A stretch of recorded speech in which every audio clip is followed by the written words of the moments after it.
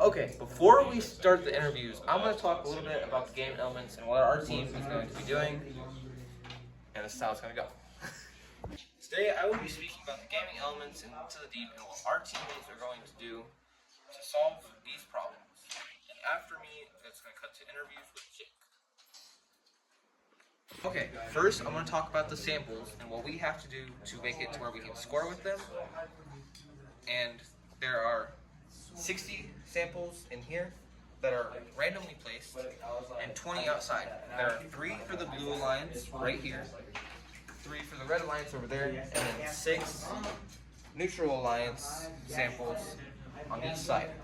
And then there's also 2 alliance samples and 2 neutral samples on both sides over there.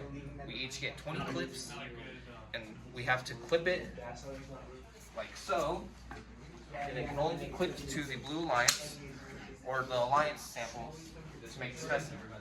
And then you can clip the specimen to the clip to get 10 points.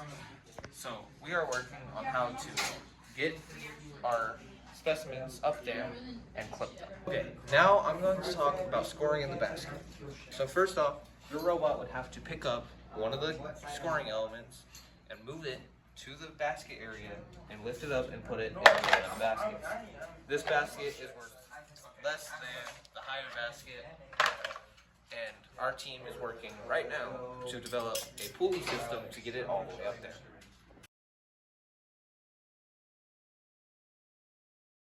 And finally, we're going to talk about the hanging element of our game, which is the last 30 seconds or end game. So first, our robots have to make their way up and hang completely on the first bar if they even want to attempt the second bar. You get 20 points for hanging on the first bar and 30 points for hanging on the higher bar. So you have to be able to fully support yourself. Okay, finally, we're going to talk about the end game, or the last 30 seconds of Into the Deep. See, if you touch the bottom with your robot, it is equal to 5 points. If you hang completely, supporting yourself only by this bar, it's equal to 15 points.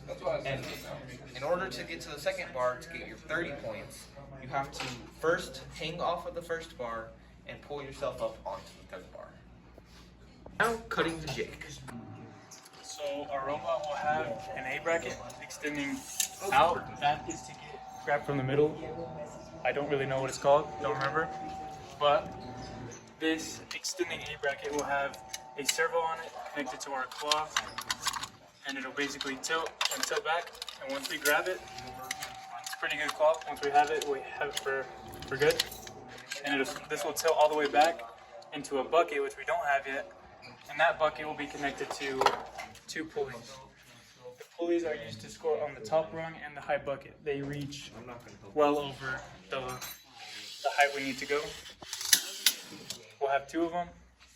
And then, of course, the bucket, like I said, to dump in. And the bucket is only used for this, for the other bucket.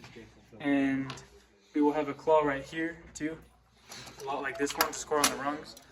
The claw will just be mounted in the middle of the pulleys because we're grabbing off the wall. We're never going to grab specimens off of the ground. I'm the programmer, so far I already have our drive code programs. It's not connected to the robot right now, but that's just what we'll use during the driver portion of the competition. I'm also in charge of programming the autonomous, and this year's autonomous is basically the same as the driver controlled. We're just trying to score as many elements as we can during that 30-second time.